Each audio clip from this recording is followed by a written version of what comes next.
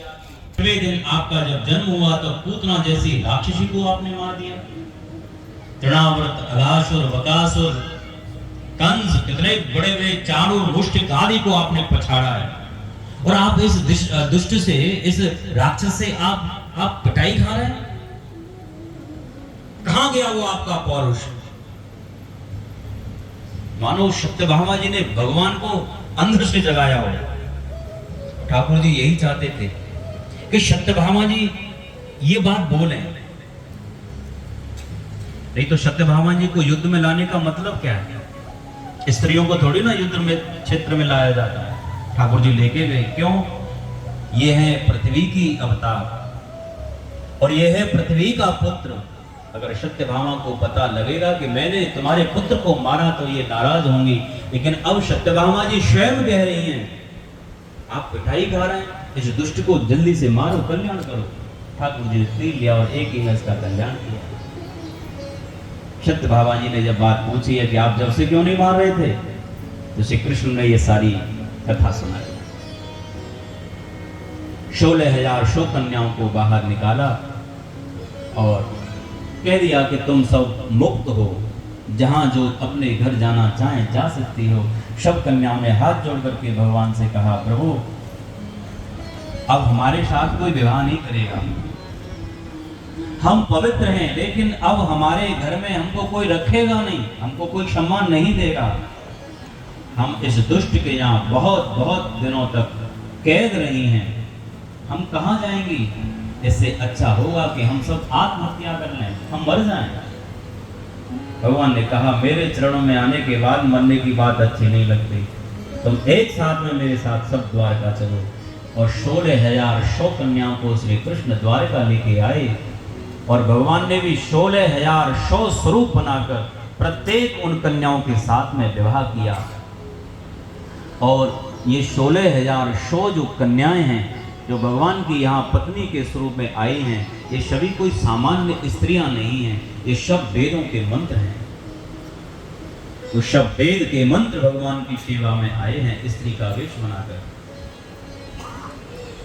8 मुख्य पटरानी हैं, 16,000 शो ये कन्याओं के साथ एक साथ विवाह किया भगवान ने। अब सबको मिलाकर कितने हुए? 16,108। प्रत्येक भगवान की पत्नी से 10 पुत्र और 1 पुत्री, 11 संतानें हुई हैं। अब जो पढ़े लिखे होंगे वो जानते होंगे 16,108 गुणा 11, इतने भगवान के बच्चे हैं। इस समय यदुवंश को भगवान श्राप दिलवा रहे हैं। उस समय पूरे यदुवंशियों की संख्या 56 करोड़ की है। और बात हल्की हो जाएगी कि 56 करोड़ थे यदुवंशी, वो तो भगवान की वो लीला का दर्शन है। लेकिन आज पूरी दुनिया में 8 अरब तो मनुष्य ही रह रहे हैं। क्या हम सब भगवान की संतान नहीं है?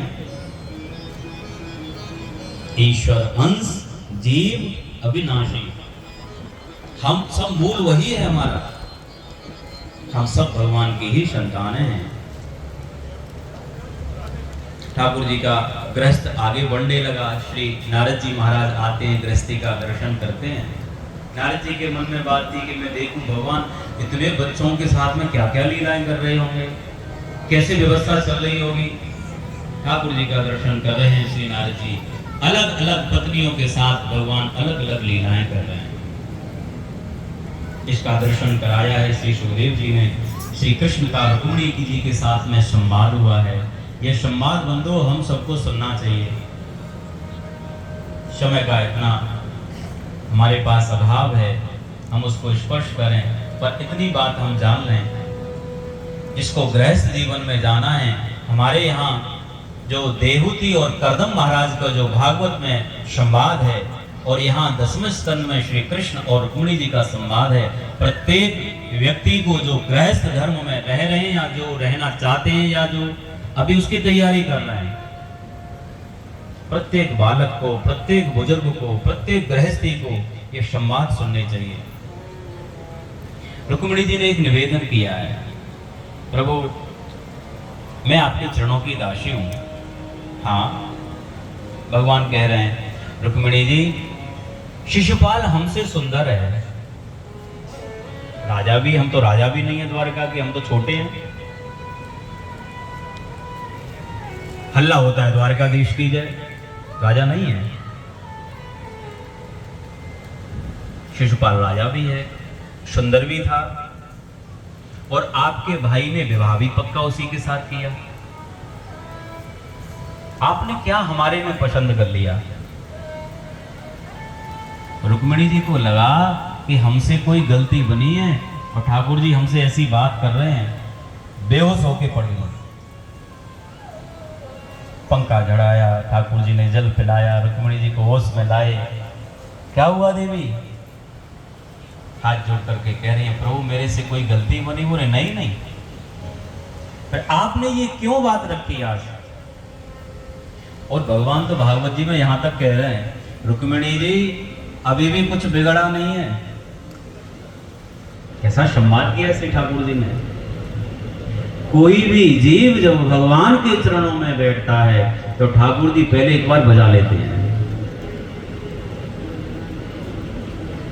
कल महाराष्ट्र का भी जो हम सबने दर्शन किया, गोपियों को भगवान यही तो कह रहे हैं, क्या धर्म की शिक्षा ठाकुर जी ने दी है।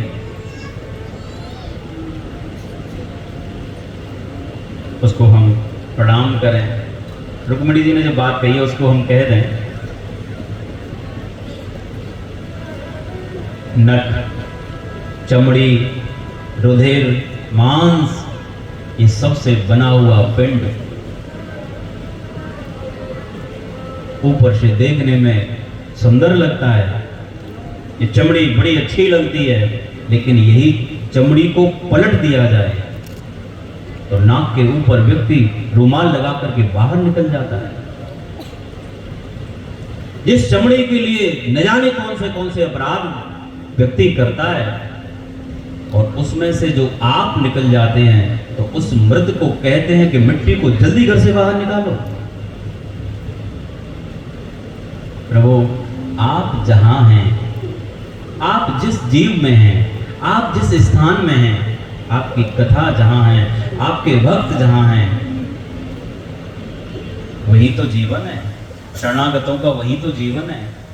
हम, कोई हो सकता है कि इंद्रियों का दास हो, शिशुपाल इंद्रियों का दास है।